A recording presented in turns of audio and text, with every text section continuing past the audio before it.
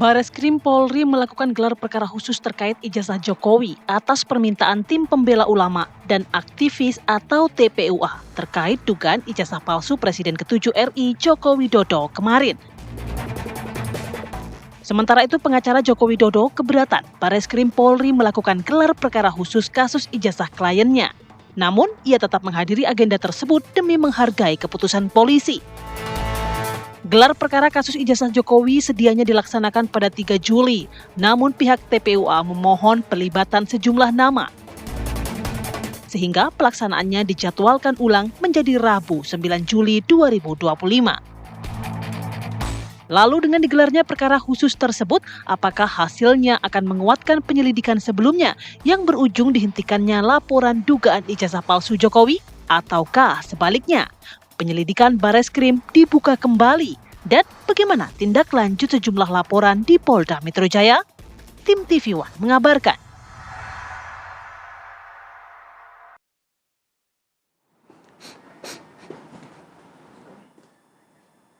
Ya pemirsa, gelar perkara khusus kemarin sudah diselenggarakan oleh Bareskrim Polri, di mana juga menghadirkan pelapor dan juga terlapor, di mana sejumlah fakta-fakta baru sudah dibagikan oleh pelapor yakni Roy Suryo CS atau TPUA. Dan kita akan membahas mengenai hal ini, apakah ini juga bisa membuka tabir baru atau justru hasilnya akan sama saja seperti hasil Bareskrim Polri pada Mei 2025 lalu. Kita akan membahas hal ini dengan dua narasumber yang sudah di studio. Sudah ada Irjen Pol Purnawirawan Arianto Sutadi, penasehat ahli Kapolri. Selamat pagi. Assalamualaikum Pak Arianto, sehat ya? Alhamdulillah, terima kasih. Kemudian juga ada Mas Heri Firmansyah, pakar hukum pidana. Mas Heri, assalamualaikum, selamat pagi. Waalaikumsalam, selamat pagi Mbak. Nah, saya mau ke Pak Arianto dulu. Pak Arianto, kalau melihat kemarin cukup panjang begitu waktunya dari ini. Mulai dari jam 9 sampai dari pagi sampai. Karena ada 2 sesi ya. Nah, betul sekali. Sampai jam 2, sampai dilanjutkan jam 2 sampai jam 6. Ya, Pak Arianto, ini kemarin juga sudah dihadirkan pelapor dan juga terlapor begitu ya. Sudah ada dari sisi Roy Suryo CS atau TPUA ini kemarin membagikan fakta-fakta baru seperti penggunaan metode ELA, kemudian juga ada face recommendation, kemudian juga ada beberapa seperti dijabarkan juga bagaimana skripsi yang seharusnya dan lain sebagainya. Apakah ini sebenarnya sudah cukup kuat nantinya yang menjadi pertimbangan kepada Bareskrim untuk memutuskan hasilnya akan berbeda atau enggak? Saya tidak akan mengatakan itu cukup kuat apa enggak ya. Cuman saya tuh kemarin pertama saya senang karena ternyata gelar terbuka itu dilakukan, gelar khusus itu dilakukan. Sebelum itu kan saya sudah wanti-wanti pada dua pihak. Besok ini gunakan kesempatan baik-baik untuk Anda membawa barang bukti sebanyak mungkin, supaya nanti barang bukti itu bisa ditimbang di dalam berkas yang akan dibikin oleh gitu. Bayangan saya ya gitu, karena kemarin dari pihak yang itu pemohon ya, kan dia akan membawa pakar gitu. Saya pikir ya. Bukti kan kalau kebakaran kan paling tidak dia bawa surat dan sebagainya, surat kompetensi apa pengalaman dan sebagainya, buktinya ini hasil penelitian saya begini, metodenya begini. Bayangan saya kan kayak gitu ya, gitu. Tapi ternyata kemarin di dalam persidangan itu yang dibawa dari pihak pemohon itu yang selama ini ada di media itu cuman ditulis dalam transkrip kemudian disampaikan, sama juga dengan Pak Roy bahwa dia sudah mengadakan penelitian gini, ini menurut ELA dan sebagainya itu kan ya terangkan. Respon juga sama, saya udah gini, bahkan di situ respon wah dengan teriak gini mengoreksi dulu mengenai waktu kasus Jessica dan sebagainya itu kan, jadi menunjukkan bahwa saya ini sayang dengan polisi katanya gitu, makanya bukannya saya nggak percaya dengan polisi ngomongnya gitu. Tetapi bukti yang disampaikan ke situ itu kemarin itu, kalau saya melihat ya, itu kalau nanti disandingkan di persidangan, itu nilainya nggak kurang berbobot menurut saya. Berarti tidak ada bukti baru ya Pak? Ya kalau menurut saya sih tidak ada bukti baru yang saya harapkan untuk memperkuat argumen dia kan. Selama ini kan bukti-bukti yang dikumpulkan oleh Bareskrim itu kan bukti yang dikumpulkan oleh penyidik ya dulu ke UGM, menurut pakem-pakem yang memang harusnya kayak gitu kan, penelitian gitu kan, kayak gitu kan. Kuat sekali buktinya, ternyata kemarin saya baru lihat ini ya, waduh tuh betul-betul memang sudah terlalu banyak Pak bukti yang diterima, yang diungkap itu detail sekali gitu ya. Sudah ada berapa tempat yang dikunjungi, ada 12 tempat, ada 50 saksi yang diperiksa, barang bukti yang disita dan banyak sekali, sangat teliti sekali Pak. Itu jadi sangat kuat sekali, sementara dari yang sini yang sampaikan cuma itu. Ditambah lagi keterangan daripada penelitian yang 2 orang yang diandalkan itu ternyata dari pihak sini membawa saksi ahli juga yang saksi ahli yang beneran, yang dia mempunyai reputasi, dia kepala ahli forensik gitu, sehingga dia bisa mementahkan teori dia itu nggak benar sampai gitu. Jadi ya kayak gitu. Jadi menurut saya kasihan mereka itu membawa merasa sudah cukup, tapi kalau dihadapkan Pak Arianto, dalam kalau berbicara pembuktian, mengenai 3 pasal 263, salah satunya adalah pemalsuan surat gitu ya. Kalau untuk pemalsuan surat biasanya Barreskrim Polri ini mendalaminya seperti apa sih? Seharusnya memang kan produknya ya, suratnya berarti yang diperiksa. Kalau memang kemarin ijazah Jokowi juga tidak dibawa, bagaimana dibandingkan dengan yang milik TPUA atau Roy Suryo CS? Itu kan proses pembuktian ya. Yang diperdebatkan proses pembuktian kan. Yang mereka tuntut kan kalau yang tunjukkan aja lah. Tunjukkan beres urusannya kan itu alasan dia kan. Tapi ini nggak dikenal dalam pembuktian pidana kayak gitu tuh. Tapi kemarin ya ada saksi ahli yang mengatakan yang netral ya. Ini pasal yang ditujukan itu kalau pemalsuan ada 2 Pak, membuat surat palsu atau menggunakan surat palsu gitu kan gitu. Nah, kemudian kalau untuk pembuktian ijazah itu ijazah ini karena ini analog. Jadi pakemnya pembuktian bahwa itu asli apa tidaknya ya hanya itu Pak, memeriksa pada sumbernya. Kemudian track recordnya, dan kemarin saya takjub karena apa? Ternyata Pak yang diambil dari record itu bukan hanya sekedar ijazahnya yang terakhir yang 3 dibandingkan itu tidak Pak. Masing-masing itu yang 3 itu adalah diambil dari orang yang sama-sama masuk pendidikan sama lulus sama.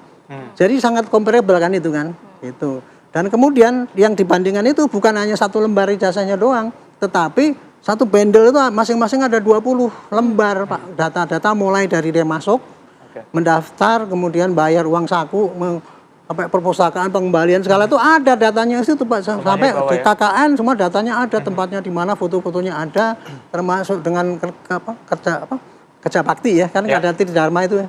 Tridharma itu semua terbuktikan dengan data-data yang sudah pernah diambil oleh penyidik Barreskrim ke sana gitu. Tempatnya gitu jadi. Baik. Jadi saya kira sudah cukup lengkap. Itulah kasihannya saya dengan mereka yang mengadu kemarin itu menurut saya ya nggak tahu deh nanti terserah. Oke, Bang Heri. Ini tadi Pak Arianto bilang tidak ada bukti baru. Emang bisa gelar perkara khusus tapi nggak ada bukti baru gitu Bang? Iya, sebenarnya kan diajukan yang gelar perkara khusus ini karena ada komplain kan terhadap laporan yang mereka lakukan. Maka kemudian dalam sistem peradilan pidana dimungkinkan hal itu. Sebenarnya dalam KUHP nggak ada diatur gelar perkara, begitu ya Pak Arianto ya. Tapi lebih dan Yakub dalam juga melihat menyampaikan itu kemarin pas preskon ya bahwa tidak ada diaturan ya begitu ya. Ya, berarti ini kan kita melihat aturan teknis. Ada di Perkap Kapolri, mungkin di Perkaba diatur itu. Tapi memang tidak detail sekali. Nah, jadi masih ada tafsir-tafsir tadi yang membuat kita jadi bingung terbuka apa tertutup. Contohnya seperti itu.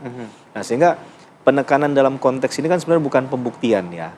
Bukan pembuktian yang kita bayangkan seperti di persidangan. Nah, maka tidak ada ibaratnya sanggah menyanggah. Sebenarnya hal semacam itu seharusnya clean and clear tidak terjadi di gelar perkara. Tapi dalam gelar perkara khusus kan ada mungkin kewenangan lain yang diberikan kepada pihak penyidik, dan penyidik memberikan keleluasaan mungkin kepada para pihak untuk menyampaikan poin-poin yang mereka sampaikan. Termasuk yang kita dengar kemarin ada ahli yang hadir, ada saksi yang hadir. Dalam rangka, ya bahkan eksternal kan itu berarti di luar dari para pihak. Ini dalam kerangka untuk kemudian mengerucut pada hasilnya nanti apa. Maka yang kita tunggu nanti adalah hasil dari gelar perkara ini. Apakah perkaranya diteruskan atau dihentikan misalnya. Nah ini kan ada implikasi juga dengan laporan lain. Ya kalau ini dilakukan di Barreskrim berarti kaitannya juga di Polda Metro Jaya seperti apa. Biasanya hasil yang akan diteruskan akan bentuknya seperti apa sih Mas? Ya sebenarnya kalau kita melihat dari perspektif bahwa ini akan diteruskan, maka dalil yang dari pihak pelapor itu terbukti dengan ya kalau orang hukum itu gampang aja bicaranya alat bukti apa gitu ya. Alat bukti yang dihadirkan itu yang akan diuji nantinya karena dasar untuk menetapkan seorang menjadi tersangka, tap tersangka itu TSK itu kan berkaitan dengan perbuatan pidana yang dilakukan yang didasarkan pada minimum 2 alat bukti tadi. Nah kalau itu tidak ditemukan maka nggak akan ada keyakinan siapapun termasuk penyidik untuk menaikkan perkara tersebut. Oke. Nah, tapi kalau kita mengacu pada pernyataan dari kuasa hukum Joko Widodo begitu ya, sebenarnya kan kalau berbicara mengenai pasal 263 ini berarti harus ada unsur kerugian yang diderita oleh pelapor. Benar nggak Mas Heri? Jadi pihak Pak Jokowi mengatakan nggak relevan, yang melakukan pelaporan justru TPUA dan pembuktiannya ini akan sulit dan bersifat material. Misalnya kerugiannya berapa ratus juta, puluhan juta atau seperti apa? Iya, sebenarnya dalam pasal 263 itu konteks besarnya ada dua hal di situ ya. Membuat surat palsu atau memalsukan surat. Membuat surat palsu itu seakan-akan dari awal nggak ada surat itu, kemudian dibuat dia. Dari nol nggak ada, dibuat jadi ada. Kemudian memalsukan surat berarti suratnya ada, tapi isinya ditambah atau dikurangi. Nah, bagian mana dulu nih yang harus diperjelas nih? Nanti kan dipastikan apakah membuat surat palsu atau memalsukan suratnya. Baru kemudian bicara tentang akibat itu kalau seandainya surat palsu itu digunakan oleh seseorang, kemudian menimbulkan keuntungan dan tentunya di pihak lain menimbulkan kerugian bagi orang tersebut, begitu ya. Nah, kalau dalam kasusnya Pak Jokowi yang dituduhkan ini kan atas dasar ijazah yang diduga palsu menurut Bang Suryo CS itu digunakan untuk misalnya proses di wali kota, begitu ya, pengajuan waktu maju jadi gubernur DKI Jakarta, bahkan 2 kali periode Presiden RI kan begitu. Nah, itu yang mungkin dianggap sebagai kerugian. Nah, sebenarnya itu yang perlu nanti digali dalam unsur pidananya. Apakah itu terpenuhi atau tidak, kan begitu. Maka gelar perkara itu adalah dalam rangka mengkerucutkan tadi, betul Mbak. Mengkerucutkan untuk ujungnya tadi adalah terpenuhi tidak sebenarnya unsur yang didalilkan dalam pasal-pasal tersebut gitu. Tapi pintu masuknya dari logika berpikirnya harus mappingnya seperti berarti tadi. Memang di dalam gelar perkara khusus ini memang semua pihak harusnya datang ya, termasuk UGM, kemudian Pak Jokowi, ijazahnya. Karena kan pasalnya juga ada 3, 263, 264, 266. Jadi ada siapa yang membuat, siapa yang menggunakan, dan lain sebagainya, Mas.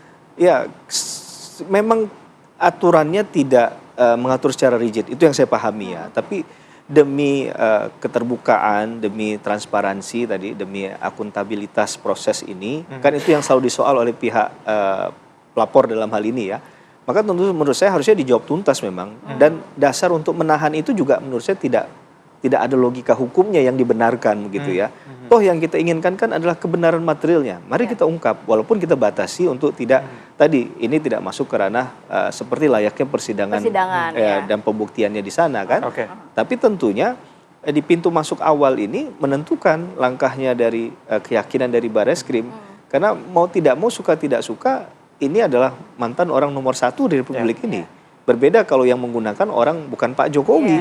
Mungkin orang tidak terlalu peduli kan.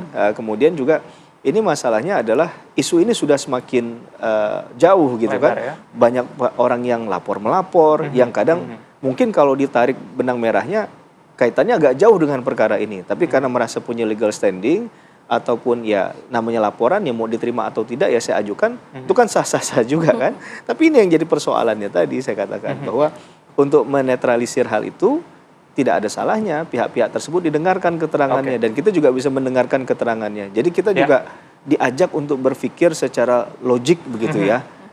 Bahwa ini benar nggak memang ada ijazah palsunya atau tidak. Iya, betul. Dan yang jadi pertanyaan publik sebenarnya apakah gelar perkara khusus ini bisa menyelesaikan masalah atau justru akan memperlebar begitu ya. Pak Arianto lebih tahu karena hadir di sana, tapi kita akan mungkin bisa dijawab usai jeda ya. Kita akan jeda terlebih dahulu. Tetap bersama kami pemirsa.